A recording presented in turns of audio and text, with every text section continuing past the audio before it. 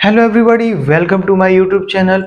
मेरा नाम है प्रणव कटारा और आप आज पढ़ने वाले हैं केमिस्ट्री का काफ़ी ज़्यादा इंटरेस्टिंग सा चैप्टर जिसका नाम है सरफेस केमिस्ट्री। तो जानते हैं आखिरकार ये सरफेस केमिस्ट्री होती क्या है। तो the branch of chemistry that deals with the study of face of sir is not surface chemistry. लाला दोबारा सुनो। The branch of chemistry that deals with the study of face of sir is not surface chemistry. मजा आया सुन के। Is not surface chemistry. हमारे sir हैं, वो बताते हैं ऐसा, तो उसके बाद वो डेफिनेशन पे आते हैं। काफी मजा आता है पढ़ने में, तो सुनिए आपको ही मजा आएगा। तो the branch of chemistry that deals with the study of surface related phenomena is called surface chemistry. यानी केमिस्ट्री की जिस ब्रांच में केमिस्ट्री की जिस ब्रांच में सरफेस रिलेटेड फिनोमिनों की स्टडी करते हैं लाला, उसको हम क्या कहते हैं? Surface chemistry. नाम से ही समझ में आ रहा है, सरफेस यानी किसी भी सरफेस का इन्वॉल्वमेंट होगा और उस पर कोई भी प्रोसेस या फिनोमिना हो रही होगी उसी को हम कह देते हैं सरफेस रिलेटेड फिनोमिना। और इसकी स्टडी भी केमिस्ट्री की जिस ब्रांच में होती है उसको सरफेस केमिस्ट्री कहते हैं। समझ में आ गया? तो चलिए आगे बढ़ते हैं। आगे हम पढ़ते हैं कि क्या होता है हमारा एड्सॉर्प्शन। लाला क्या होता है एड्सॉर्प्शन? और लाला क्या होता है हमारा absorption? Absorption adsorption adsorption absorption. तो क्या होता है एड्सॉर्प्शन और एब्जॉर्प्शन? क्या होता है एड्सॉर्प्शन और एब्जॉर्प्शन? तो सुनिए क्या होता है एड्सॉर्प्शन। शायद आपने ना सुना हो, पर एब्जॉर्प्शन भाई साहब सबने सुना है। एब्जॉर्प्शन क्या चीज होती है? कोई भी चीज किसी भी चीज को सोख ले, उसको हम कहते हैं उसने उस चीज को एब्जॉर्ब कर लिया। मान लीजिए आपने फोम के गद्दे देखे होंगे। अगर आप फोम का टुकड़ा लो, उसको पानी में डिप कर दो, पूरा डुबा दो, तो पानी उसके अंदर एब्जॉर्ब हो जाता है। आपने रसगुल्ला देखा होगा, रसगुल्ला बनाया, चाशनी में डाला तो चाशनी उसके अंदर एब्जॉर्ब हो जाती है। ऐसे ही जलेबी ली आपने, जलेबी को आपने चाशनी में डाला तो चाशनी उसके अंदर एब्जॉर्ब हो जाएगी। तो एब्जॉर्ब होने की प्रोसेस को एब्जॉर्प्शन कह देते हैं। सबने सुना है। तो लाला एब्जॉर्प्शन क्या होता है? एब्जॉर्प्शन क्या होता है? कोई भी चीज किसी भी सरफेस पर आके आके अट्रैक्ट हो जाए या फिर आके बैठ जाए, उसको हम एब्जॉर्प्शन कहते हैं। तो हमें एक बात मालूम पड़ती है कि जो एब्जॉर्प्शन होता है that is surface surface phenomena है एब्जॉर्प्शन। यहाँ एब्जॉर्प्शन क्या है? It is a bulk phenomena. It is a bulk phenomena. ये है सरफेस फिनोमिना, ये है बल्क फिनोमिना। अब बल्क फिनोमिना का क्या अर्थ है? यानी एब्जॉर्प्शन होता है वो बॉडी में पूरा अंदर तक होता है, बॉडी के थ्रू आउट होता है, यानी बॉडी के अंदर बल्क तक जाता है। उस चीज को एब्जॉर्प्शन कह रहे हैं, यानी ये बल्क फिनोमिना है। और ये सरफेस पे होता है सिर्फ एब्जॉर्प्शन, तो ये है सरफेस फिनोमिना। आइए आपको डायग्राम बना के दिखाता हूं और आपको समझाने की कोशिश करता हूं।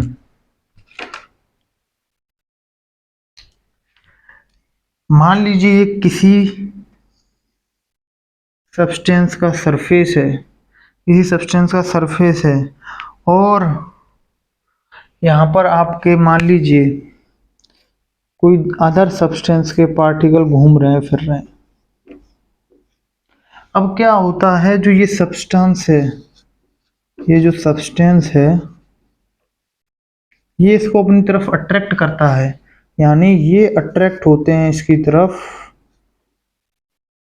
अट्रैक्ट होके इसके सरफेस पे आके बैठ जाते हैं, इसके सरफेस पे आके ऐसे करके ये बैठ जाते हैं। और बैठना मतलब ये इसके सरफेस पे आके क्या हो जाते हैं, ये हो जाते हैं लाला एडजॉर्ब, एडजॉर्ब हो जाते हैं। अब सुनिए, जो सब्सटेंस किसी दूसरे सब्सटेंस के सरफेस पे आके एडजॉर्ब होते हैं, एडजॉर्ब होते हैं, उनको तो हम कह देते हैं क्या, एडजॉर्बेट। इसको एडजॉर्बेट कह देते हैं, जो आके सरफेस पे एडजॉर्ब हुआ। और और जिसके सरफेस पे, जिसके सरफेस पे एडजॉर्ब हो रहे हैं, उसको लाला नाम दे देते हैं क्या, इस सब्सटेंस को जो जिसके सरफेस पे एडजॉर्बेट आके एब्जॉर्ब हो रहे हैं, उसको नाम दे देते हैं हम क्या, एडजॉर्बेंट। एडजॉर्बेंट जो अपनी तरफ अट्रैक्ट कर रहा है, अपनी सरफेस की तरफ अट्रैक्ट कर रहा है। और एडजॉर्बेट क्या है, जो सब्सटेंस एडजॉर्बेंट की सरफेस पे आकर एडजॉर्ब हो रहे हैं, उसको हमने कह दिया एडजॉर्बेट। और ये कह दिया एडजॉर्बेंट जिसके सरफेस पे आता है। अब क्या होता है, इसके सरफेस पे जो कंसंट्रेशन होता है वो हाई होता है, यूनिफॉर्म नहीं होता, हाई होता है। इधर भी ज्यादा है, इधर थोड़ा कम है, तो इधर ज्यादा है, मतलब हाई रहता है सरफेस पे। आगे बात करते हैं एब्जॉर्प्शन का एग्जांपल लेते हैं, एब्जॉर्प्शन का एग्जांपल लेते हैं। देखिए, ये कोई सब्सटेंस है, ये कोई सब्सटेंस है, पार्टिकल क्या करेंगे, पार्टिकल आएंगे, ये सब्सटेंस कैसा है, ये एब्जॉर्बिंग पावर रखता है। यानी ये जो बॉडी ये सब्सटेंस है, कोई भी मटेरियल आएगा वो उसके अंदर तक घुस जाएगा, यानी इसके बल्क तक घुस जाएगा। क्यों, क्योंकि ये एब्जॉर्प्शन हो रहा है।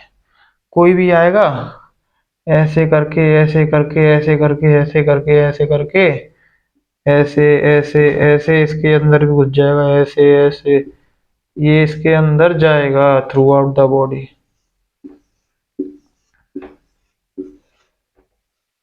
अब क्या होता है, इसमें तो कंसंट्रेशन हाई है, पर इसमें एब्जॉर्प्शन होता है, तो जो कंसंट्रेशन होता है मॉलिक्यूल का, वो सरफेस एज वेल एज अंदर बल्क में बिल्कुल यूनिफॉर्म रहता है, यूनिफॉर्म रहता है। इतना बात आपको समझ में आया?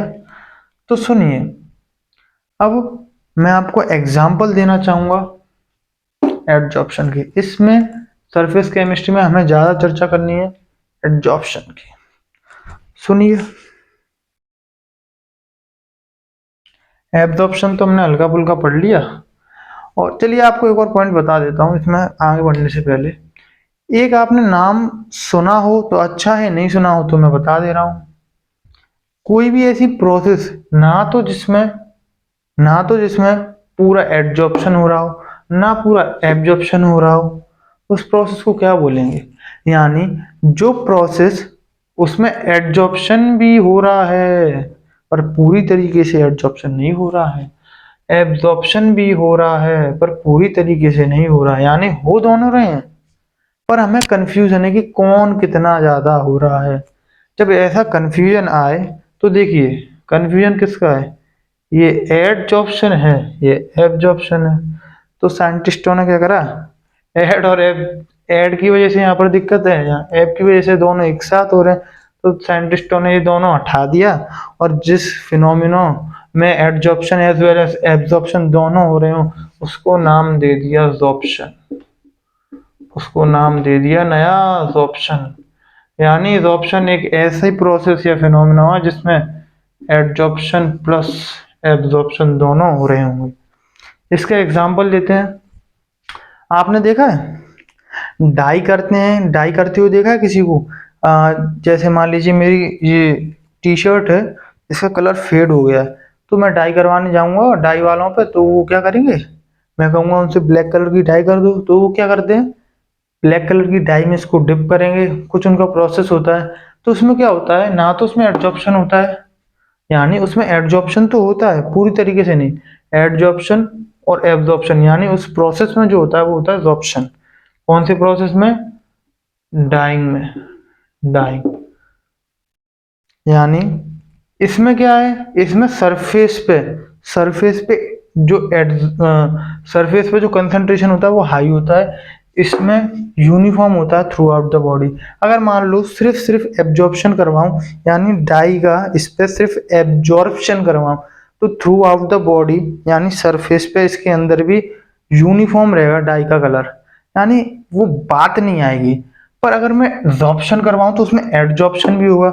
एडजॉर्प्शन सरफेस फिनोमेना है, सरफेस पे हाई कंसंट्रेशन, यानी डाई बिल्कुल एकदम बढ़िया तरीके से एड्जॉर्ब हो जाएगी सरफेस पे। अंदर की बात छोड़ो, एब्जॉर्प्शन तो अंदर तक जाता है, पर सरफेस पे जो कंसंट्रेशन होगा वो हाई होगा, यानी इंटेंसिटी जो कलर की निकल के आएगी एकदम प्योर ढंग से, एकदम ऐसा निखरा निखरा कलर दिखेगा, ब्लैक बिल्कुल नया। तो आई होप आपको ऑप्शन भी समझ में आ गया हो। तो हमें एब्जॉर्प्शन की आगे चर्चा करनी है, तो एब्जॉर्प्शन मिटा देते हैं।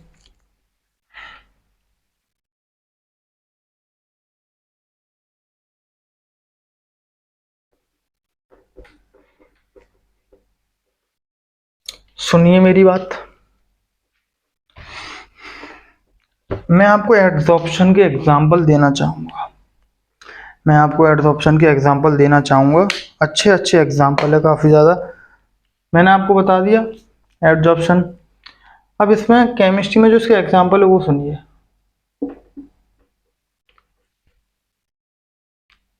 आपने देखा है, जब आपने 11th क्लास में ऑर्गेनिक केमिस्ट्री पढ़ी थी तो वहां पर एक रिएक्शन थी सेविटियर एंड सेंड्रेंस रिएक्शन, जिसमें क्या होता है, अनसैचुरेटेड हाइड्रोकार्बन्स को सैचुरेटेड हाइड्रोकार्बन्स में कन्वर्ट किया जाता है in the presence of catalyst निकल, प्लेटिनियम और पलेडियम, उनकी प्रेजेंस में होता है। तो ऐसा क्या होता है, निकल, प्लेटिनम और पलेडियम क्या है, डी ब्लॉक एलिमेंट हैं जो कि act as very good catalyst.